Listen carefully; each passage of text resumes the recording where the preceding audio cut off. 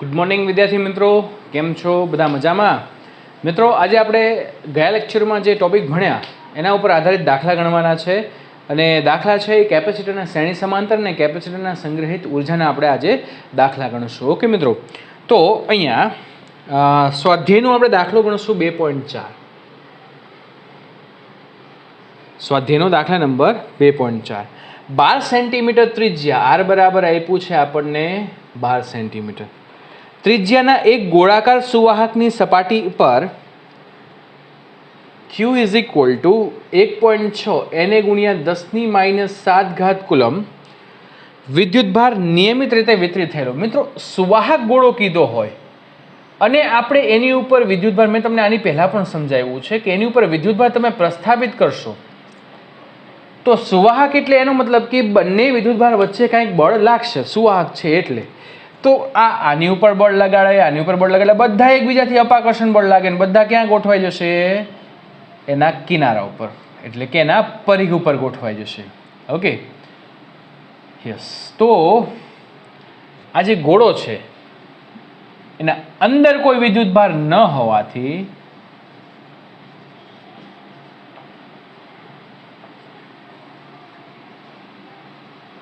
વિદ્યુત ક્ષેત્ર શૂન્ય થાય છે. બરાબર? અંદર કોઈ વિદ્યુતભાર ન હોય તો વિદ્યુત ક્ષેત્ર શું થાય? શૂન્ય, કારણ કે ફ્લક્સ પણ શૂન્ય થઈ જાય છે.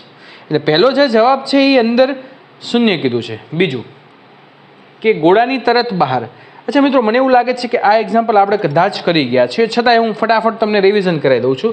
તરત બહાર એટલે એની સપાટી ઉપર, તો સપાટી ઉપર E is equal two KQ/x².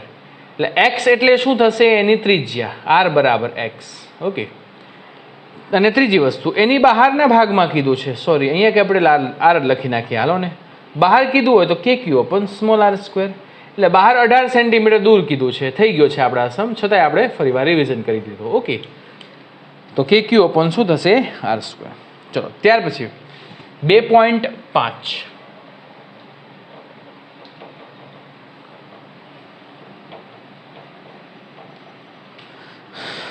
પ્લેટો વચ્ચે, ઓકે, 2.5 નહીં થાય મિત્રો, કારણ કે એ ડાયલેક્ટ્રિક અચળાંક મૂકીએ ત્યારે એના કેવા ફેરફાર થાય છે એની ઉપરનો દાખલો એ નહીં કરીએ આપણે. એના પછીનો 2.6 કરશું. 9 પાઇકોફેરાડે. પાઇકો એટલે 10⁻12. ફેરાડે એટલે એકમ કેપેસિટન્સનો છે, એટલે 9 પાઇકોફેરાડે. કેપેસિટન્સ ધરાવતા 3 કેપેસિટરોને શ્રેણીમાં જોડેલ છે. એટલે 3 કેપેસિટરનો શેમાં જોડેલ છે? આપણને શ્રેણીમાં. ઓકે, તો સંયોજનનું કુલ કેપેસિટન્સ કેટલું? જો મિત્રો શ્રેણીમાં જોડેલ છે, ત્રણેય કેપેસિટન્સ સમાન છે, તો મેં તમને કીધું હતું કે C' ઇઝ ઇક્વલ ટુ, આપણે કયું સૂત્ર વાપરશું? C/N. ત્રણેય કેપેસિટર સમાન છે. કેટલા કેપેસિટર છે મિત્રો? 3 છે. તો દરેકનું મૂલ્ય 9/3 પાઇકોફેરાડે એમના એમ. તો જવાબ આવશે 3 પાઇકોફેરાડે. પાઇકો એટલે 3 ગુણ્યા 10⁻12. ઓકે, ચલો. ત્યાર પછી આ સંયોજનને 120 વોલ્ટના સપ્લાય સાથે જોડી દેવામાં આવે છે. તો દરેક કેપેસિટરને સમાંતર સ્થિતિમાન કેટલું? તો મિત્રો હવે પરિસ્થિતિ આ રીતે છે કે આપણે બેટરી સાથે એને જોડી દઈએ છીએ. બેટરીનો સપ્લાય વોલ્ટેજ કેટલો છે? 120 વોલ્ટ, જેને આપણે V કહી દઈશું. અને દરેકનું કેપેસિટન્સ કેવું છે? સમાન. હવે યાદ કરો કે શ્રેણી જોડાણમાં મેં તમને એવું કીધું હતું કે દરેક ઉપર વિદ્યુતભાર કેવો હશે? સમાન. પણ દરેકના કેપેસિટન્સના મૂલ્ય કેવા હશે? જુદા જુદા. ઓકે, એટલે આનું મૂલ્ય V1 છે, અહીંયા શું છે? V2, અને આ છે V3. દરેકના મૂલ્ય કેવા છે? અચ્છા, વિદ્યુત સ્થિતિમાનનો તફાવત કેવો હશે? જુદો જુદો. તો મિત્રો પહેલાં હું શું કામ કરીશ? દરેક ઉપર વિદ્યુતભાર મેળવી લઈશ. કેમ? એટલા માટે કે V is equal two Q/C કરીને હું V1, V2, V3 મેળવી શકું, એટલા માટે. તો દરેક ઉપર વિદ્યુતભાર સમાન હોય તો Q ઇઝ ઇક્વલ ટુ શું થશે? C' સોરી, ત્રણેયનો સમતુલ્ય, જેને આપણે C'. તો C' કેટલું છે? 3 ગુણ્યા 10⁻12. વી બરાબર શું થશે 120, તો 120 ગુણ્યા 3 360, તો 3.6 એને ગુણ્યા 10⁻10 કરું. ઓકે, એટલે મેં પોઈન્ટને આ બાજુ લઈ જાય 10⁻10. તો ક્યુ મળી ગયો. તો હવે જો કેટલું કામ મિત્રો સરળ થઈ ગયું આપણું કે V1 is equal two Q upon C1. તો પ્રથમ કેપેસિટરનો સ્થિતિમાન 3 ગુણ્યા 10⁻3.6 into 10⁻10 upon C1 is equal two, બધાનું મૂલ્ય સરખું છે તો 9, તો 10⁻12. ઓકે, ચલો આમ તો 360 રાખ્યું હોત તો વધારે સારું હતું, તો આપણે ઇઝીલી અહીંયા કાઉન્ટ થઈ જાય. તો આ થઈ ગયું 0.4. તો 10⁻12 ઉપર જાય તો પ્લસ, તો 0.4 ઇન્ટુ 10⁻². તો ધીસ ઇઝ 40 વોલ્ટ. તો V2 આપણે કાઉન્ટ કરવું હોય તો Q અપોન C2 3 ગુણ્યા 10⁻12 એના છેદમાં C2 ઇઝ ઇક્વલ ટુ 3 એને ગુણ્યા 10⁻, એક સેકન્ડ, આ 3.6 છે ને, સોરી, ઓકે, 10⁻10 આભાર. ઓકે, તો 1.2 ઇન્ટુ 10⁻². ઓકે, આપણે ભૂલ થતી હોય એવું કેમ લાગે છે મિત્રો? 120. ઓકે,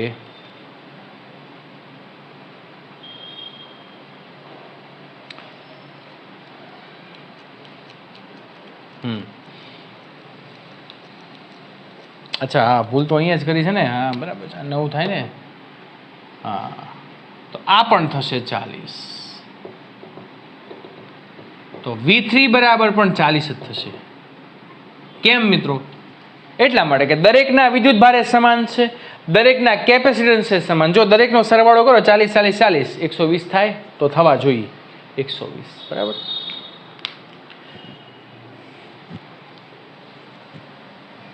ચલો નવા સમ તરફ આગળ વધીએ આપણે.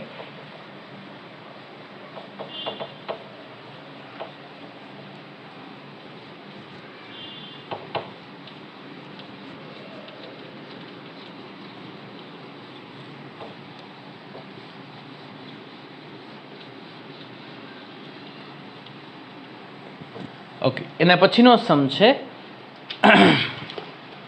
2 પાઇકો ફેરાડે, પાઇકો એટલે 10⁻12, C1 બરાબર 2 પાઇકો ફેરાડે, C2 બરાબર 3 પાઇકો ફેરાડે, C3 બરાબર 4 પાઇકો ફેરાડે. ઓકે, આ ત્રણેય કેપેસિટન્સના 3 કેપેસિટન્સ સમાંતર જોડે.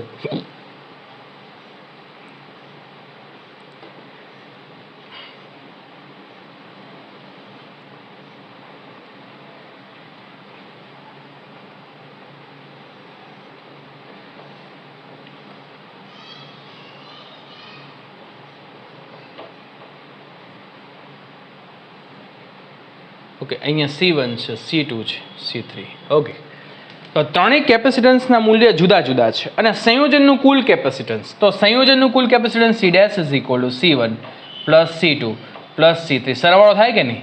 તો 2 + 3 5 ને 4 9 પાઇકો ફેરાડે. લ્યો અહીંયા પણ આપણને કેટલું મળ્યું? 9.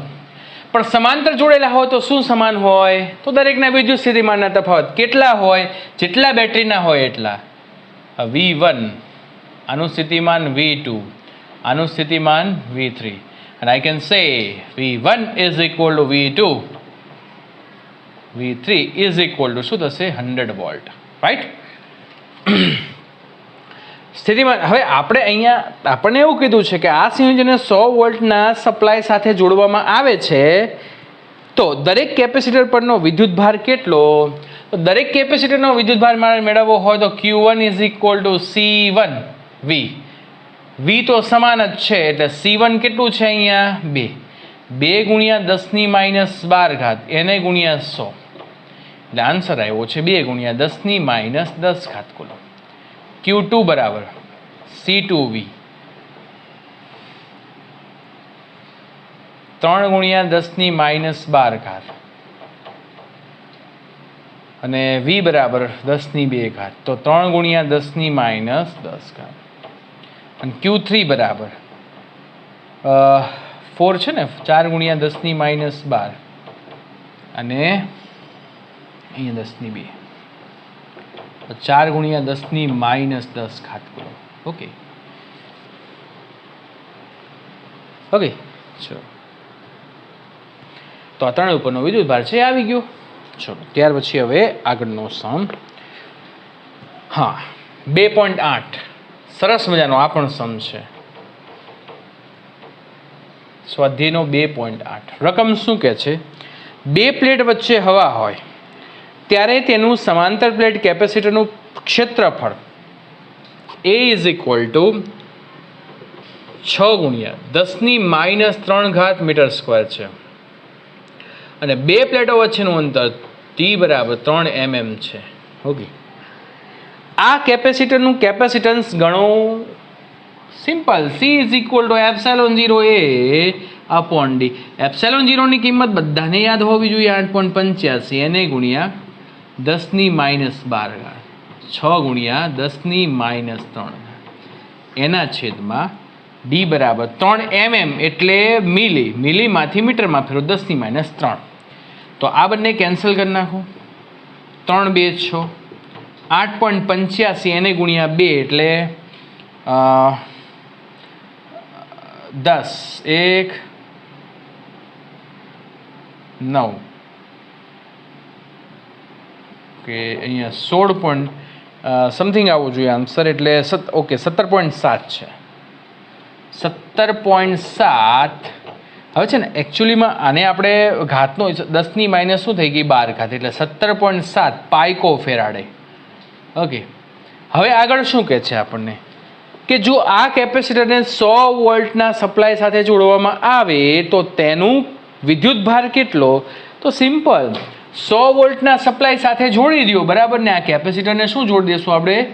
100 વોલ્ટના સપ્લાય સાથે. તો C is equal two Q upon V.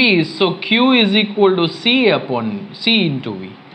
તો C ઇઝ ઇક્વલ ટુ કેટલા છે આપણી પાસે? 17.7 પાઇકો ફેરાડે અને 100 વોલ્ટનો સપ્લાય એટલે 10^2 તો 17.7 10^-10 એટલે આપણે 1.77 એને ગુણ્યા 10^-9 બોલો. તો આપણો સમ થઈ ગયો 2.8. ઓકે ચલો ત્યાર પછી હવે એના પછીનો સમ નહીં થાય પણ 2.10 જોવાનો છે આપણે.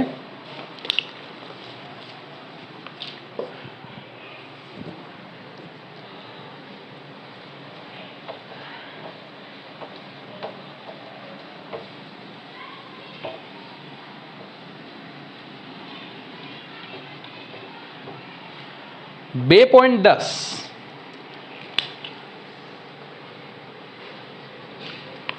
12 pico Faraday. C is equal to 12 એને ગુણ્યા 10^-12 ફેરાડે.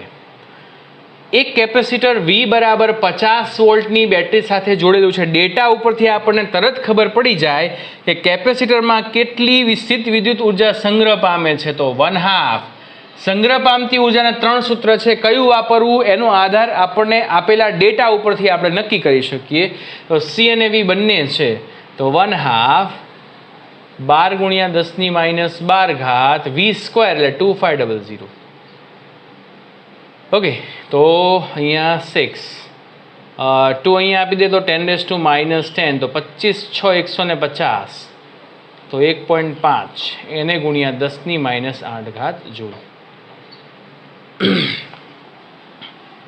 ઓકે લ્યો ગણાઈ ગયો આ દાખલો.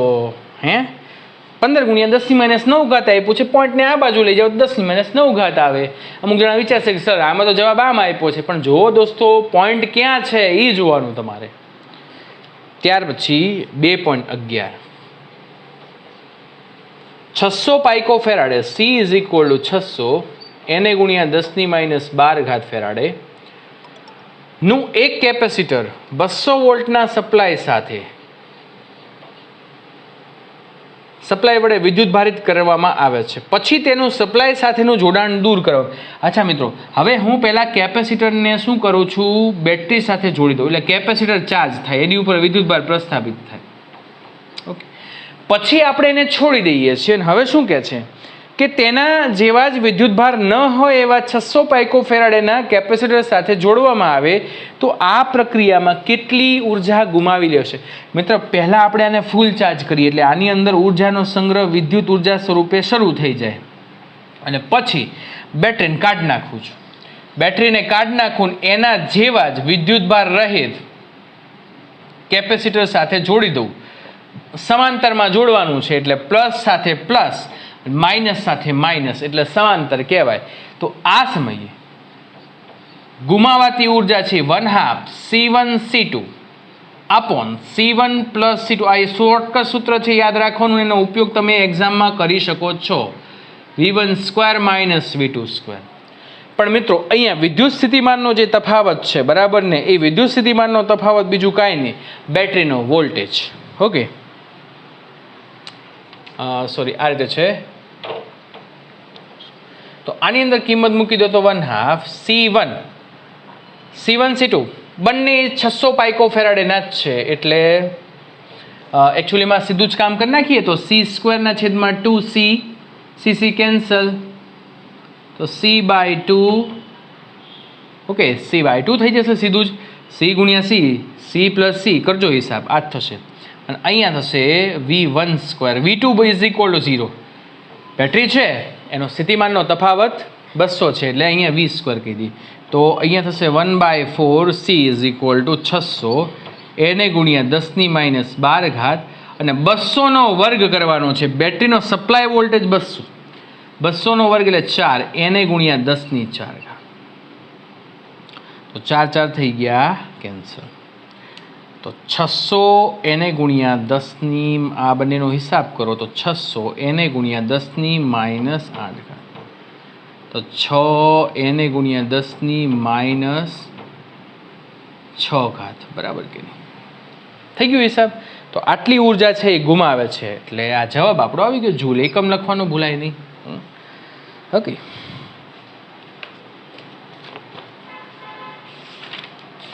હવે મિત્રો, આવો જ એક દાખલો ઉદાહરણનો છે. છેલ્લો ઉદાહરણ જો શું કહે છે આપણને કે 900 પાઇકોફેરાડે ડેટા કલેક્ટ કરીએ, તમને તરત ખ્યાલ આવી જશે મિત્રો.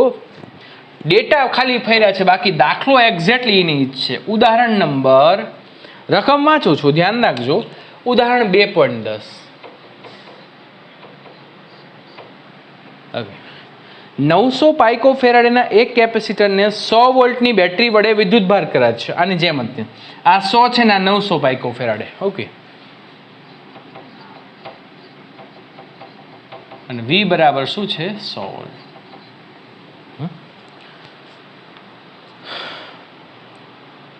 તો કેટલી સ્થિત વિદ્યુત ઉર્જા કેપેસિટર વડે સંગ્રહ પામશે? એટલે સૌથી પહેલું કામ આપણે આ કરવાનું છે. U is equal two 1/2 CV². એટલે જ્યારે કેપેસિટરને ચાર્જ કરો ત્યારે એની અંદર ઉર્જા કેટલી સંગ્રહ પામશે? તો એ એક્ઝેક્ટલી આની જેમ જ છે. તો 1/2 900 એને ગુણ્યા 10⁻12 એને ગુણ્યા 10⁴. તો આનો હિસાબ કરો તો 450 એને ગુણ્યા 10⁻8 જૂલ. ઓકે, તો આપણી ઉર્જા આવી ગઈ પ્રારંભ જ્યારે કેપેસિટરને ચાર્જ કરીએ છીએ ત્યારે. અહીંયા આપણને મેળવવાની કીધી નથી. હવે એવું કહે છે કે કેપેસિટરનું બેટરીથી જોડાણ દૂર કરી દઈએ, અને બેટરીથી દૂર કરી નાખીએ છીએ, અને એના જેવા જ બીજા 900 પાઇકોફેરાડેના કેપેસિટર એટલે વિદ્યુતભાર રહિત છે જોડવામાં આવે તો તંત્ર વડે કેટલી સ્થિતિ વિદ્યુત ઉર્જા સંગ્રહ પામશે? અચ્છા, તો હવે આપણને એવું કીધું છે કે એના જેવા જ બીજા કેપેસિટર સાથે આપણે એને જોડી દઈએ છીએ. ઓકે, તો કેટલી વિદ્યુત ઉર્જા સંગ્રહ પામશે? એટલે કે આપણે પહેલાં તો ડેલ્ટા યુ મેળવી લઈએ. તો 1/2, અચ્છા, બંનેના કેપેસિટન્સ સમાન છે એટલે આની જેમ જ હિસાબ કરો. એટલે 1/4 900 એને ગુણ્યા 10⁻12. બેટરી અહીંયા કેટલા વોલ્ટની છે? 100. તો અહીંયા સીધું જ કામ કરી નાખો 10⁴. તો અહીંયા શું થઈ ગયું? 450. તો અહીંયા થશે ઓકે 450